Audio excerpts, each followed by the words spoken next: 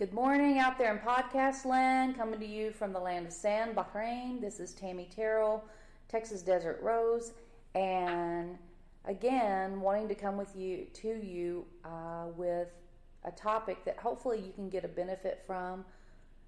Recommend the podcast to people who might get the benefit. Share, subscribe, follow, whatever all the lingo is these days. And I am once again blessed to be joined by James Jacob Sewell. Hello, James. Hey, Tammy T. Good to be back. Thank you. And remind us of where you're coming from today. I'm in Charlotte, North Carolina. Out there in Charlotte. Hello, Charlotte. And James, it's your nighttime there, right? It is. It's like 11 o'clock p.m. So, both James and I kind of take a hit. I get up early and he stays up late so that we can get these shows done, something that's near and dear to both of our hearts. James and I, as you may have heard on the last recording we did, and if you haven't, please go take a listen to that. We met about 7-8 years ago in Okinawa, something we're going to talk a little bit more about today, about what we do in our life. And it was, for me at least, James, an instant connection.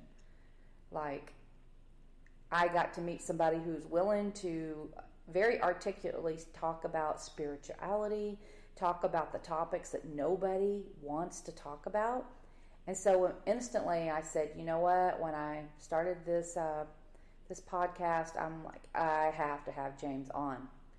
We have to talk about some tough topics. And you are definitely talking about some tough topics.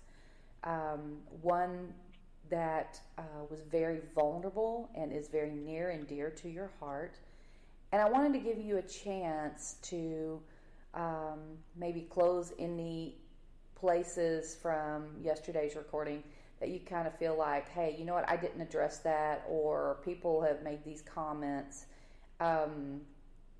Is there anything that you want to get some closure on? Sure. And you and I have been having tough conversations from day one. Yes. And that's what we bonded over. Like, there was maybe a small talk, hey, how you doing?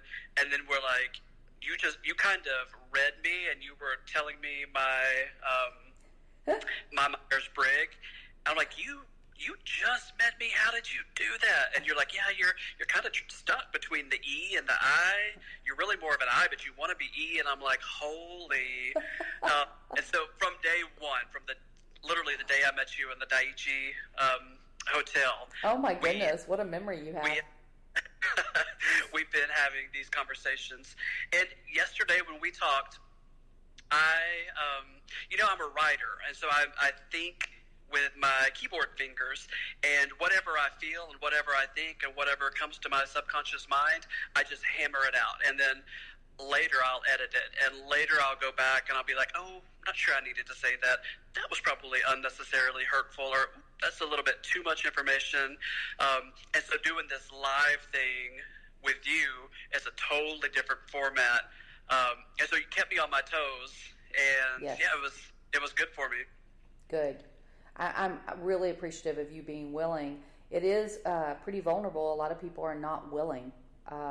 Just because, especially in today's times, and we as humans have always been this way, but particularly these days, there's a lot of judgment and a lot of criticism and a lot of sensitivity.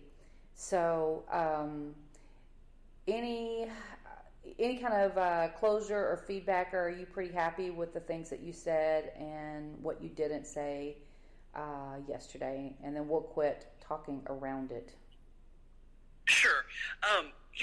When you're telling your story, our stories overlap with that of our family and our friends and our churches and our partners and our exes. And so I know I kind of talked around some things, and some of the pushback I get is from people who are like, okay, well, that's well and good for you. What about your poor parents, and what about your ex? And I can tell my story, but I don't feel like I can tell everybody else's. I can tell just enough to give the context. And so a lot of the pushback I get is on how it impacted other people. And I'm probably overprotective. And in a way, I'm more protective of people than they have been of me. I agree. But I guess that's just the way it is. But the pushback usually comes around like, okay, well, I'm so glad you're happy, but it sounds to me like you got your happiness at somebody else's expense, and usually people are filling in details that I haven't given them, and they're creating their own narrative. Not that when you go through a divorce and when you come out and you're from a culture where that's not cool, you're going to hurt some people and you're going to say some things and you're going to do some things. And I did things that were hurtful, and I own that. But then a lot of the questions and the pushback I get is, I can't believe this about you. And it's like, oh, you read that into the situation because that's not what happened. I never told you that. And you kind of have a tabloid narrative of, I pulled a fast one. And that may be your interpretation, but you're missing some facts. So, but isn't that true for anybody who has gone through divorce? You're either the one who was blindsided, or maybe not blindsided and left, or you're the one who left. And these feelings are around all of those, I would imagine. It certainly was for mine. For sure. And it's yes, you can't clean it up. And I come from, I wanted to control the narrative because I had controlled the narrative for so long in my life, and I was a preacher's kid, and I'm from the South, and I'm from a small town, and I knew how to look good in the eyes of others, yes. And I had done that so remarkably.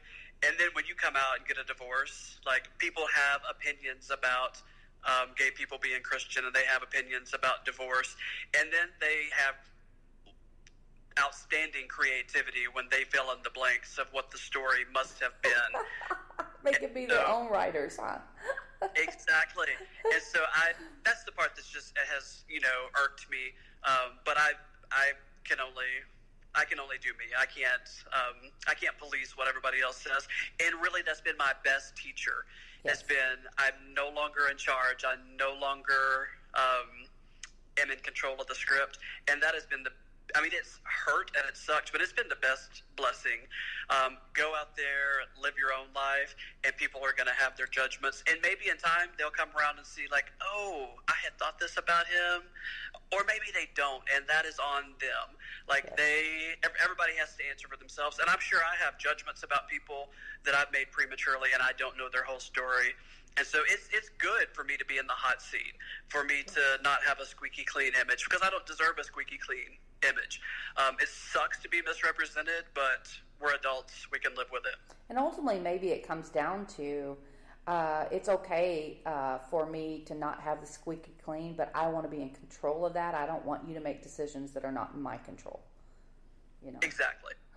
But as we've talked about before, people have their own journey, and they have to, and some of them maybe are put in our lives to be that thorn in our side.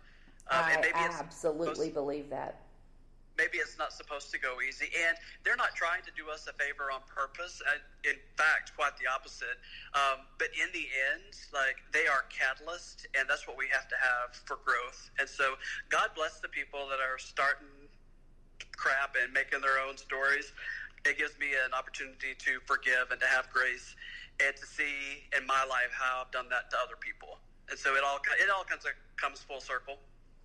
I like that. Well put.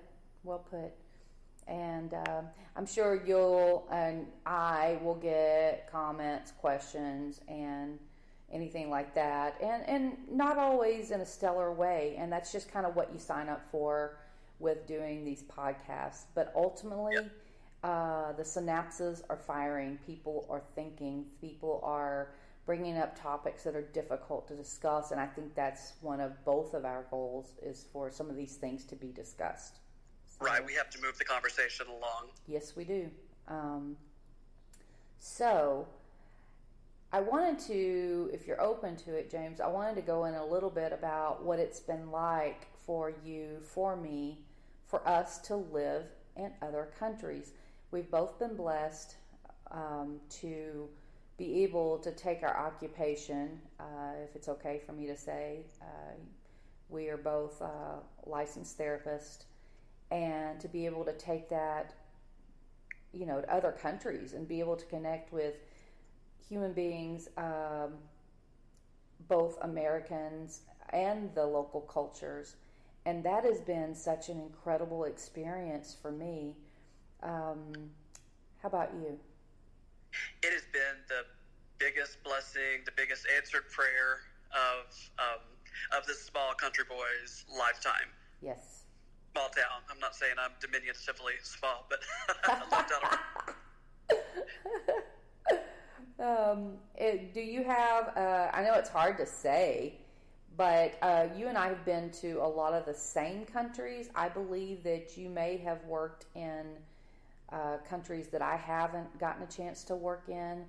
I think you had been here in Bahrain a couple of times before I finally made it over, and of course loved it enough to make it my home for now.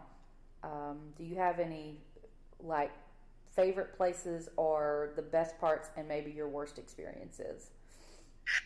Yeah, I did a year and a half in Bahrain. I say it like an American. It's hard for me to put that hard H in there. Bahrain. I did a year and a half there and loved it. So eye-opening. And I learned so much. That was probably one of the places I learned more about myself, more about my faith. I mean, you're in the desert, and that's, the symbolism from my faith tradition, the desert, being in the desert spiritually. And I had some desert overlap while I was there, but also just seeing the beauty of a culture that was in many ways opposite of my own, seeing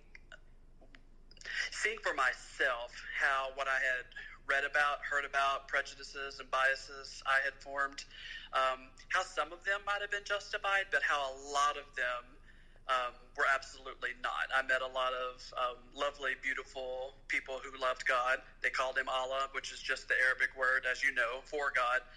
Which was a big surprise to me, too. And it was like, I kind of went in guarded.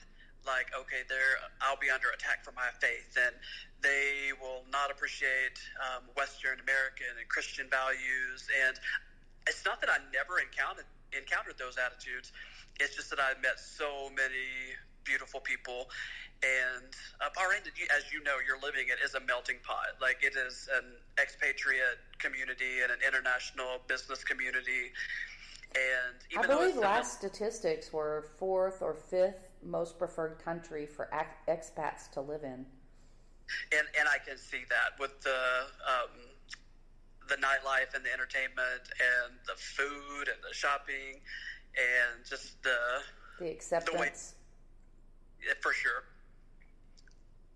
Like I noticed at Christmas even though this is not a Christian, majority Christian community, they honor all of the holidays for both Christians as well as Hindu, some of the others. It's really amazing. You've got Ramadan here, but they honor all of them. And really, Bahrain, from what I understand, is kind of it's definitely the most liberal of all of the Middle East countries. Much more open, even more than Dubai, which, by the way, for those of you listening, Dubai is about a 50-minute plane ride from Bahrain, and we border Saudi. So we've got Saudi, who's extremely conservative, and Dubai, which is not quite as conservative, but still conservative. And Bahrain is kind of, I call it the Las Vegas of the Middle East, really. See that, totally. So the openness, and you said you learn more about yourself here. Is that how you said it? Than you have anywhere? Yes, because when I've been in Europe, it's in the various countries where we have a military presence. Europe is a lot like America, and I mean, so many of us have European roots. Yes. And so it is a different culture and often different languages when you're outside of the United Kingdom. But it's still a Christian culture, and even if it is largely secular, it still maybe has those Christian origins and roots. And so it's different than the States, but I've felt a solidarity